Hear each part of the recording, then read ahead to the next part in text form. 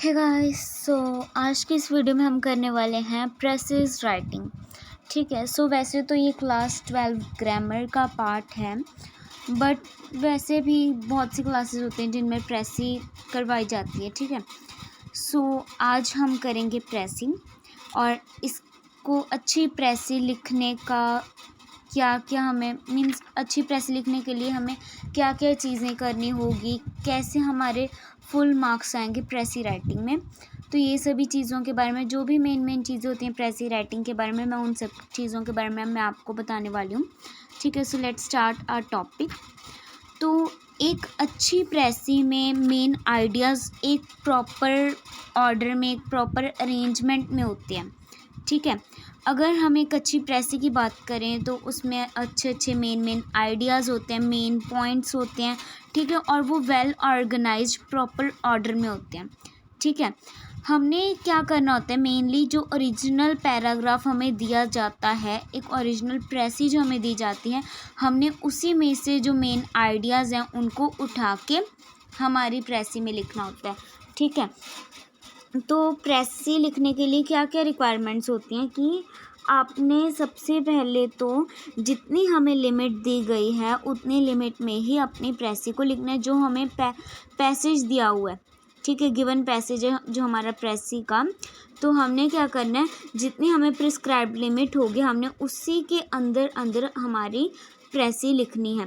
Usually जो प्रेसी होती है जितनी उसकी नॉर्मल लेंथ होती है, तो जो हमने प्रेसी लिखनी है वो उसका 1/3 पार्ट होता है। ठीक है।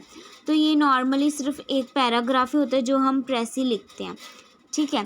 तो प्रेसी में आपने क्या करना होता है कि सबसे पहले आपने जो आपको प्रेसी दी गई है उसको बिल्कुल अच्छे से ध्यान से बार बार उसको रीड करना है। तब तक रीड करना है जब तक आपको उस टॉपिक के बारे में पता ना चल जाए कि हाँ, इस टॉपिक में, इस पैराग्राफ में क्या है, किस बारे में बात हो रही है। ठीक है। जब आपको पता चल जाता है, ये क्लियर हो जाता है कि हाँ मेन आइडियाज़ क्या है, इसमें किस किस चीज़ की बात हो रही है। ठीक है। मेन पॉइंट्स क्या है। ठीक है।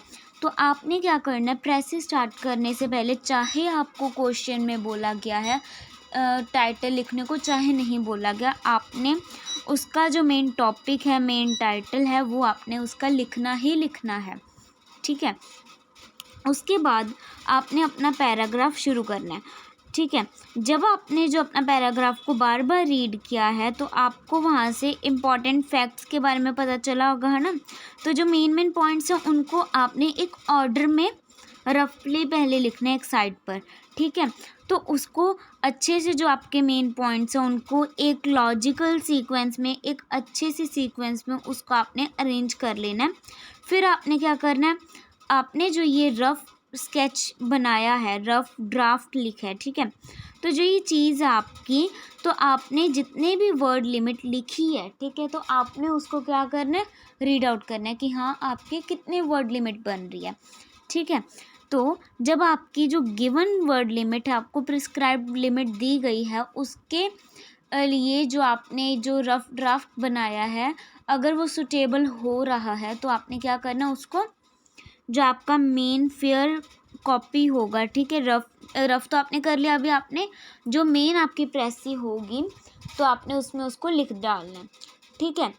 जब आपने अपना टॉपिक लिख लिया, अपनी प्रेसी लिख ली, उसके बाद आपने एंड में प्रेसी की वर्ड लिमिट भी बतानी है, वरना आपके इसके मार्क्स काटे जाते हैं।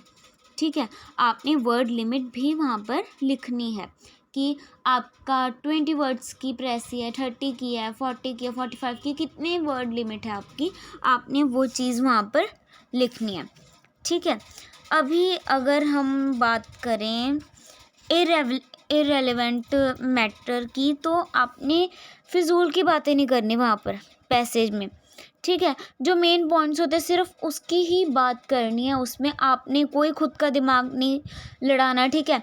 आपने बस खुद के वे में उसको लिखना है, बस पॉइंट वो बातें वो इनडायरेक्ट वे में उसको आपने लिखना है। मीन्स वैसे भी नहीं भी आप बहुत बड़ा पैसेज बना दो। ठीक है। बस मेरे कहने का इतना ही मकसद है कि मैं सिर्फ यही कहना चाहती हूँ कि आपने जो इररेलेवेंट बातें होती हैं, फिजूल की बातें होती हैं, वो नहीं उसमें एक तो करनी, ठीक है। एक आपने जो मेन पॉइंट्स होते हैं सिर्फ वो ही उसमें लिखने हैं, प्रॉपर टाइटल देना है, प्रॉपर जितनी वर्ड लिमिट है वो देनी है, ठीक है। कोई ऐसे ना हो कि आप खुद से बनाए जा रहे हो, जो चीज़ पैसेज के बीच में नहीं है, जो आपको ओरिजिनल गिवन पैसेज है उसके बीच में नहीं है, वो चीज़ें आपने उसमें नहीं लिखनी अपनी प्रेसी में, वरना आपके मार्क्स कट होंगे, ठीक है। तो अगर हम इसकी बातें करें कि आपके पास किस टाइप की प्रेसी आ सकती है, अगर आपके पास लाइक वीमेन फिटिसाइड के ऊपर आता है, ठीक है, तो उसके ऊपर बहुत सी ऐसी लाइंस होंगी जहाँ से आपको पता चलेगा कि हाँ फीमेल फिटिसाइड ही हमारा टॉपिक है। आपने बस अच्छे से उसको देखना है, चेक करना है। अभी मैं आपको एक पिक दिखाती हूँ, ठीक है, जो कि कुछ ओरिजिनल प्रेसेज हैं, आपको वहाँ से कुछ ना कुछ पता चल जाएगा, ठीक है। तो मैं आपको भी पिक दिखाती हूँ। सो फॉर एग्ज़ाम्पल आपके पास ये वाली प्रेसी है, ठीक है। तो जब आप इसको रीड करोगे, democracy is often described as the government of the people, ठीक है, for the people and by the people. पहले में आपके पास डेमोक्रेसी की बात हुई है। It is a social order aiming at the greatest good for the greatest number of people in a democracy. तो अभी अगर आप देखो तो बार बार डेमोक्रेसी की बात हो रही है, तो मीन्स टाइटल क्या है, डेमोक्रेसी, या हम लिख सकते हैं इम्पोर्टेंस ऑफ डेमोक्रेसी, ठीक है। तो अभी अगर आपने इसकी प्रेसी लिखने, तो अभी ये तो 282 वर्ड लिमिट का है, ठीक है। लेकिन अगर आप इसमें से चेक करो, हम इसको ऐसे कर देते हैं और एडिट कर लेते हैं, ठीक है। तो पहले आप इस पैराग्राफ में से रीड आउट करोगे कि मेन पॉइंट आपके क्या है, ठीक है। Democracy is often described as the government of the people, for the people and by the people. It is a social order aiming at the greatest good for the greatest number of people. तो यहाँ पर आपके पास क्या चीज़ आ गई कि democracy का main M क्या है, ठीक है। फर्स्ट पॉइंट आपके पास ये बन गया कि आप प्रेसी में मेन पॉइंट लिख सकते हो कि डेमोक्रेसी का मेन एम क्या है, कि डेमोक्रेसी एम्स एट द, अभी आप ऐसे थोड़ी लिखोगे एमिंग एट द, तो आपने एक पॉइंट बनाना है, इसको आप खुद से थोड़ा सा कन्वर्ट करोगे, democracy aims at the greatest good for the greatest number of people, ठीक है। ये आपके पास एक लाइन आ गई। अभी ये नेक्स्ट हम रीड करते हैं, जनरल इलेक्शंस, नहीं, in a democracy people are provided freedom of thought, speech, expression and action, ठीक है। अभी आपके पास ये भी मेन लाइन है कि लोगों को क्या मिलती है, फ्रीडम मिलती है सोचने की, बोलने की, कुछ भी अपना कोई भी एक्शन है वो लेने का, ठीक है। तो ये पॉइंट भी आप लिख सकते हो। नेक्स्ट के general elections are held after every 5 year, ठीक है, बट आगे के to form a new government. तो आप ऐसे लिख सकते हो कि जो जनरल इलेक्शंस है वो की जाती है ताकि नई गवर्नमेंट मिले। ये तो सबको पता होता है कि 5 ईयर्स का हमारा टेन्योर होता है ना, टाइम हमारे पास 5 ईयर्स का होता है। तो आप 5 ईयर की जगह इतना भी लिख सकते हैं, general elections are held to form a new government, ठीक है। नेक्स्ट आपके पास लाइन है, these election reflect the general opinion of the public and the government is formed with some promises made for the citizen of the country. Democracy is based on political equality. आप इसको लिख सकते हो कि democracy किसके ऊपर based है, ठीक है। आप ये चीज़ लिख सकते हो कि ये किसके ऊपर बेस्ड है, democracy is based on political equality, ठीक है।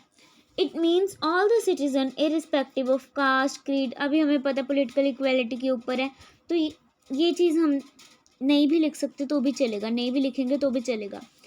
इन a democratic setup majority rules but opinion of minority is also given due respect. तो हम ये लिख सकते हैं कि जो माइनॉरिटीज़ वाले ओपिनियन होते हैं उसको भी रिस्पेक्ट दी जाती है। Opinion of minority is also given due respect. ठीक है, नेक्स्ट हमारे पास है there is supremacy of law. हम बता सकते हैं कि यहाँ पर सुप्रीमेसी ऑफ लॉ है, ये लिख लेंगे। ठीक है, नेक्स्ट आपके पास क्या है, law cannot be compromised under any circumstances. ये इतना मेन नहीं है, ये सबको पता होता है। Citizen have both rights and duties. India is the largest democratic country in the world.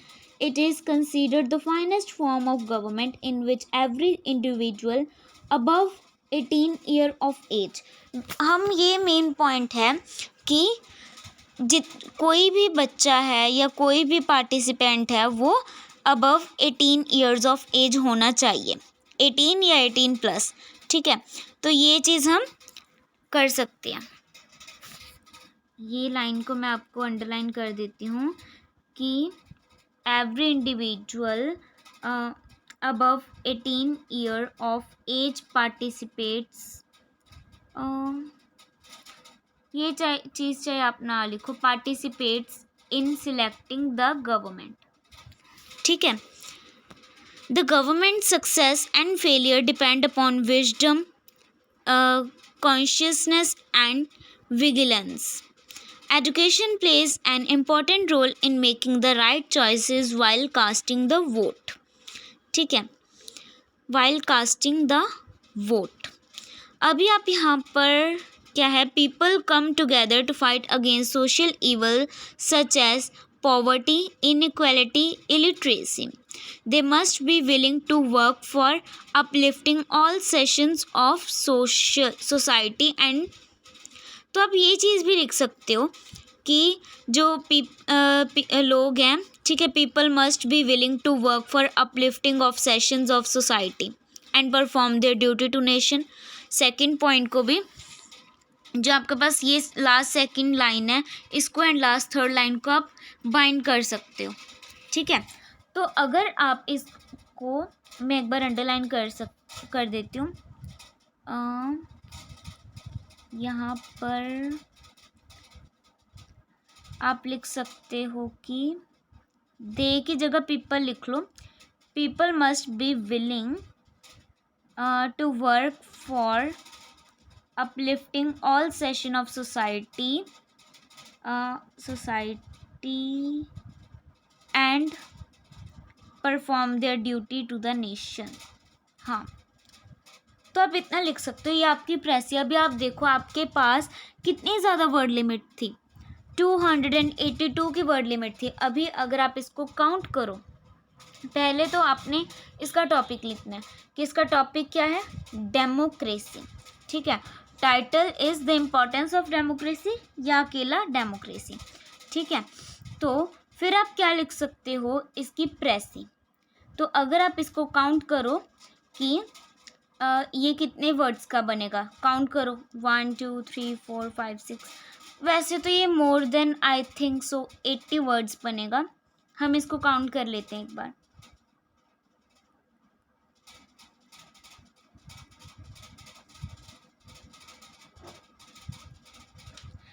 तो ये 92 वर्ड्स का बन रहा है, इसकी लिमिट 92 है, तो हम इसको 92 लिखेंगे।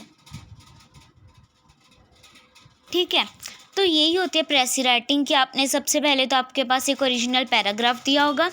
ठीक है, ओरिजिनल पैराग्राफ देने के बाद आपके पास क्या चीज़ होगी कि आपको क्या करना है कि उसको तो पहले तो अच्छे से रीड आउट करना है। ठीक है, जब आपने उसको अच्छे से रीड आउट कर लिया तो उससे आपको पता चल जाएगा कि आपका मेन टॉपिक क्या है। ठीक है, तो जब आपको मेन टॉपिक पता चल गया तो आप क्या लिखोगे, टाइटल।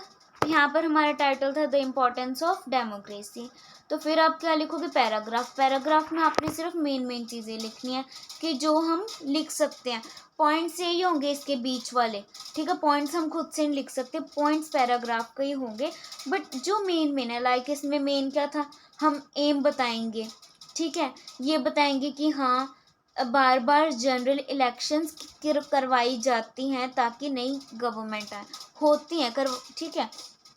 तो हम ये लिख सकते हैं कि 5 years का होता है, बट ये चीज़ हमें पता ही है, तो हम सिर्फ इतना भी लिख सकते हैं कि जनरल इलेक्शंस करवाई जाती हैं, are held to form a new government, ठीक है। आगे हमारे पास ये लाइन आ जाती है कि डेमोक्रेसी किसके ऊपर बेस्ड है, पॉलिटिकल इक्वालिटी के ऊपर, ठीक है। ये बता सकते हैं कि जो माइनॉरिटी ओपिनियंस होते हैं, माइनॉरिटीज़ के ओपिनियन होते हैं, वो उनको भी रिस्पेक्ट दी जाती है। और यहाँ पर कौन सा लॉ ऑफ सुप्रीमेसी, ठीक है। तो इसके बाद आपके पास मेन लाइन बनती है कि एवरी इंडिविजुअल भी, जितने भी लोग होंगे या पार्टिसिपेंट्स होंगे, वो 18 और 18+ होने चाहिए। ये भी एक मेन पॉइंट है ना। और वो विलिंग होने चाहिए काम करने के लिए, अपनी ड्यूटीज़ परफॉर्म करने के लिए, नेशन के लिए, ठीक है। तो ये मेन पॉइंट्स थे।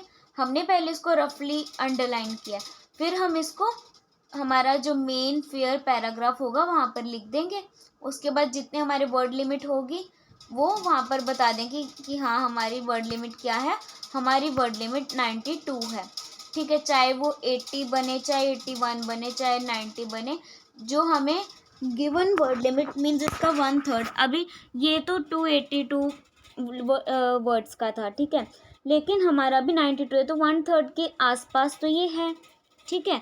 तो यही हमारी क्या होती है, प्रेसी राइटिंग, ठीक है।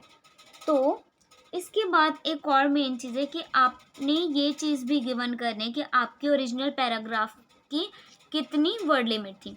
तो आप लिखोगे word limit of original paragraph is 282 and the word limit of my precis, the word limit of fair precis जो आप लिख रहे हो उसके नीचे ही आपने बस लिख देना है कि वर्ड्स इक्वल टू 92, ठीक है।